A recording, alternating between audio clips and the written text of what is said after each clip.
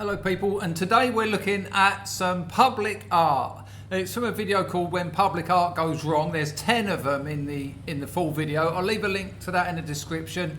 And the first one's just a bit standard but interesting, but when we get to the last one, mind's blown.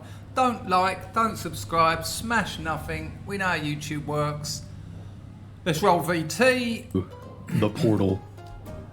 Now this one's a sort of two-parter, with point A conveniently in New York City, and point B across the globe in Dublin, Ireland. Created by artist Benedictus Guillis, The Portal is basically a giant public webcam that displays live feeds between two city streets. And right, if you don't know, artists get money from the government. They get money from trusts. They get money from the Arts Council. Now, where do the Arts Council get money from? You and me. So public art is paid for largely by the public. This is tax money. Now, am I against that? No, I'm very much for it. I think art and culture are very important and relevant. But they often haven't thought these things through. But these are ours. We own these. You know, they serve us. And art has to have some kind of social, historical, cultural, some would say political. And think about it. If you're not aware of the political function of your piece of work, well, it's gonna absorb one.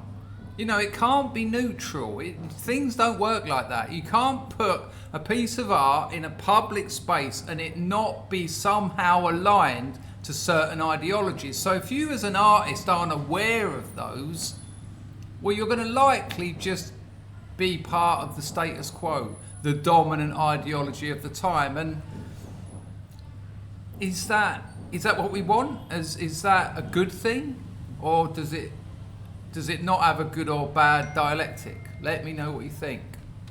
and allows people to interact with each other from across the world. One side of the portal was placed on a busy pedestrian street in Manhattan, and the other in a comparative spot in central Dublin. Right, because I talked over it. So the portal allows people in London to see what's happening in New York, and people in New York to see what's happening in London. Wow, I quite like it. I quite like that. I like the fact that people get involved with it. It does remind me a little bit, what was his name? That loony American bloke that 4chan, don't mess with the Chans, that 4chan took to pieces. I can't remember his name, the actor who lost it. He had a little thing, it was called He Will Not Divide Us, do you remember? And that was a live camera. I think it was outside one of the American museums of modern art. And of course, people used it for what they wanted to use it for, not what he wanted them to use it for. And you don't get that control. You don't get that control. If you're going to put a camera in a public place, the key word here is public. So put up with it. The New York to Dublin portal was actually a successor to an already existing portal that the artist had already built, connecting the cities of Vilnius, Lithuania, and Lublin, Poland. Okay, so interestingly, this wasn't their first rodeo with public communications portals. I mean, in fairness, it looks awful. I mean, that looks awful. The base is disgusting. That should have been set into the ground. If that camera had been coming out of the ground and been a little bit more what they call in architecture and this sort of installation design, what do they call it? Hang on. Site specific, contextually aware. Look at it stuck in front of those beautiful old buildings, and it just looks like it's an anomaly. It's an aesthetic anomaly in that place. Now you can also do that. You could argue that that's also site specific. This is modern technology sort of appearing there as like a monolith, and it sort of stands apart from everything. But people have to live there. People have to walk through this. This is part of people's lives. Do you want every day to be sort of struck by that monolith? I'm not sure. I think they could have made it more appealing visually rather than visually challenging, because you don't necessarily want, we're already challenged by lorries driving past us at 80 miles an hour and cars and litter and millions of people. You know, there's enough challenging us. So so it could have been a little bit less violently imposing, I think. So this is the previous one. Let's see what happened to the newer one. So if the first portal worked so well, then what could go wrong with a portal between New York City and Dublin? Now, passerbys in both countries actually loved their new art installation and begun sharing their love for each other through the portal. But of course, before very much time, there were a few whippersnappers that stepped in and just had to ruin the fun for everyone. Both sides of the portal had people exposing themselves to the poor, unsuspecting souls across. Now, hang on a minute. Okay, if that's illegal, you can arrest them, I guess. I mean, ridiculous what's showing your bum.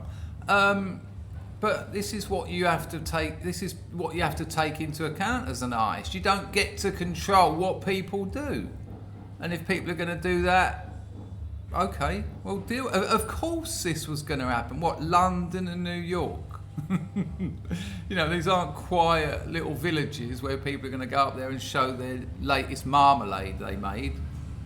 And for me, this is where it gets exciting, when people start putting political messaging. You know, when the public who paid for it start using it for propaganda. Now it's interesting. Now it's actually got a social function. Not just people, hello mum, ooh, oh look, we're on telly. No. And this is when it's interesting.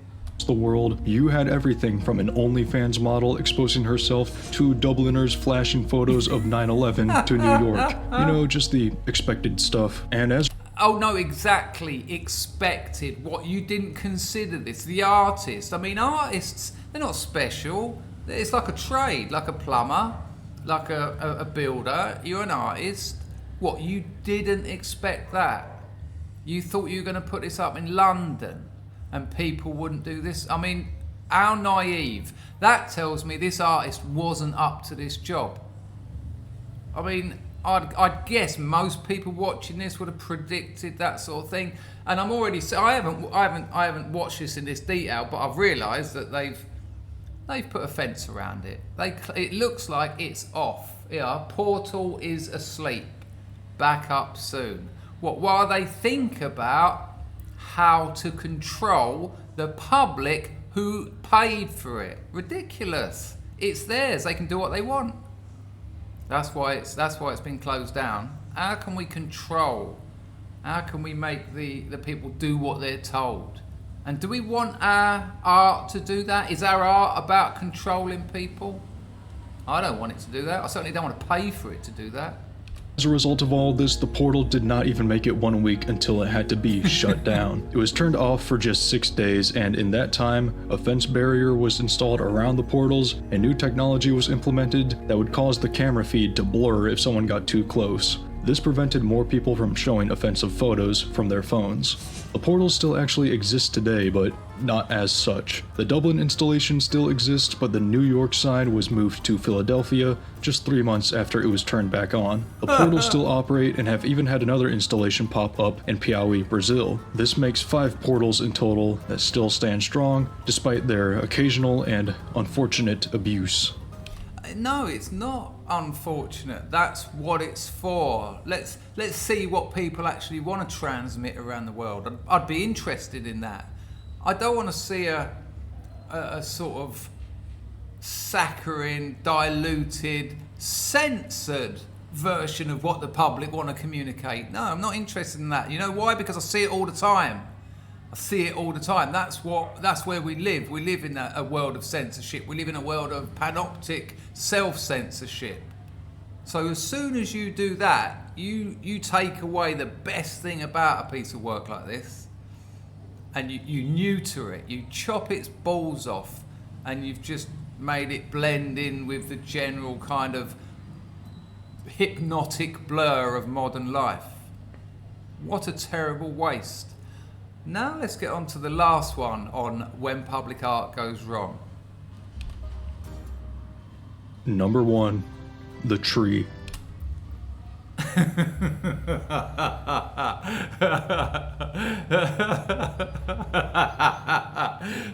Who looks at that and thinks tree? Now, I do apologise for making you think two other words, but that ain't no tree. Let's see what happened to the tree.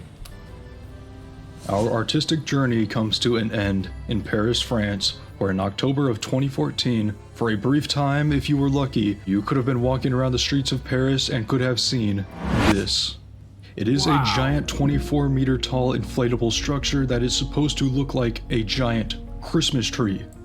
And boy does it look like a Christmas tree and absolutely nothing else, just giving that tree at Rockefeller Center a run for its money. But apparently, most of the public did see something else other than a Christmas tree. I can't imagine what. And criticism. Right, let's be honest. I don't know anything about this piece of work. I can make some assumptions. That isn't meant to look like a tree. It's meant to look like exactly what you think it looked like. It looks like. You know how I know that? That's meant to look exactly what you think it looks like. The artist knows that. Of course he does. Now, do I like it? Again, look where it is. Is that site specific? Is that aware of its context? Maybe, again, but it's challenging. Do we want to be challenged there? Do we want to be challenged sexually when walking through what would appear to be an otherwise quite beautiful esplanade? I don't know what it's called. Esplanade. But the artist knew full well what he was doing here with public money. I'm assuming these things are usually public money because I can't see a corporation who sometimes sponsor public art, but they don't put it in public places. They put it in on their private property. Let's see what happened to the tree. Criticism came flying right away. In fact, the backlash for this piece was so swift that as it was being installed and publicly inflated for the first time, the tree's artist, Paul McCarthy, was brutally attacked and beaten by a passerby. Now, I done a piece of work at art school which involved physical violence. People had to sign a lot of papers, there was lawyers, there was all sorts of security there. We were dressed up as ice hockey players, like padded and protected, and people had to agree to not look anyone in the eye, follow the line on the floor, and leave the space within a minute. And if they broke any of those rules, we attacked them. That's the sort of thing that happens at art school. I'm not saying it was a great piece, and what was interesting about it was the potential for violence, and there was a lot of violence. We ended up performing that piece at Cardiff Live Art in Time Festival. Now, it's all very well doing that at an art school, which is where we first done it, but when we took it to Cardiff University, where there's engineering courses, sports science courses, they're just rugby players. Wow, we ended up having to climb out of the window, run across roofs and jump into the back of the moving transit to get out of there alive. Now, good. I'm glad people got upset. I'm glad that they decided, they went. A couple of people who took an hiding because we had like these bats, they went and got their mates and come back with like baseball bats and things, and that's what it was about. It was called Discipline and Punish. That's what it was about. Now, I can't complain when people decide they want to give us an hiding. That's what it was about. And it was an interesting thing that happened when we got chased out of the windows and across rooftops and all that. And if I'd have got the shit kicked out of me, so be it. Luckily, I was too scared and ran for my life. But this artist, I'm not defending people attacking him. I think that's wrong, obviously. But he must have known that the potential for that was there. You can't shit on people's public places and expect them to take it. They're going to be angry. Again, that's where it gets interesting. Not for him, obviously, but he must have known. I mean, he's taking the piss out of people. It's a tree. Nah, sorry, mate. You don't get to have it both ways. Paul McCarthy was already known for creating controversial pieces in the Christmas spirit, most notably this one. Just keep using your imagination as to why this one is controversial. I mean, there you go. Look, that's one of his other pieces of work. That's a gnome with another tree. Come on, mate, come on. you know, there's consequences in life. You make decisions. You can do whatever you want in life, but you've got to be prepared to deal with potentially positive and potentially negative consequences. As well. Once the installation was complete, photos of the phallic inflatable spread like wildfire, and many were pretty furious that this now stood as a massive, unavoidable landmark in the city. It only took about a week until a group of vandals was bold enough to take action and destroyed the entire massive sculpture. See, now that's interesting. That should have stayed there. Look at that. I like that because the public got involved. There's history in that. You know, you can see the movement of time in that. Now you come along there as a visitor to that city. What's that? What happened? There's a story. And then that's going to get weathered by time and by the weather. You know, rain on it, dirt on it, it'll probably grow moss. And then, you know, there's a story, a developing story over time. So now it gets interesting. Why do I know they would have removed that, though? Because they don't want that. Again, it's about control and censorship. They want to maintain the narrative. Yeah, we've put this obvious sexual phallic object in the middle of your town.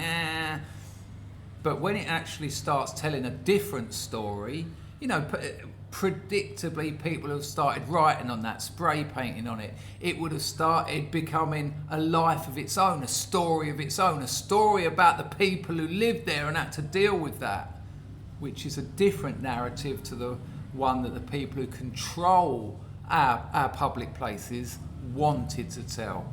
I guarantee they got shot of this like almost the following day. By hand, which just consisted of cutting power to the blowers that kept the thing inflated. The tree could have been easily re-inflated so as to actually make it to Christmas, but Paul McCarthy himself actually decided against it, and it was permanently removed from the streets of Paris.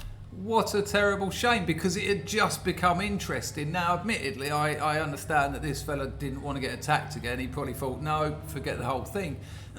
But again, the narrative was out of the hands of the controllers, and they were like, no, we can't have this. We can't have people expressing themselves in public. Paris.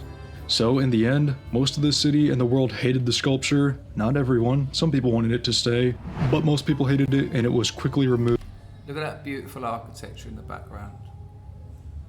Does that sculpture draw attention to that architecture? Does it make it better? Does it make it an interesting or does it make it a challenging place to pass through? I mean, Paris has got plenty of problems. Do they need it to be humiliated even more? Moved with consent from the artist. So did anything good come of the tree? Well, a couple local specialty shops did see a massive increase in sales. There you go, people. A little bit about public art. We talk about art a lot on my live streams. I'll be streaming tonight as well, people. Probably about 4:30 UK time. Let me know in the comments what you think about public art. What do you think about that couple I just showed you? Look after yourselves, people. Ta-da!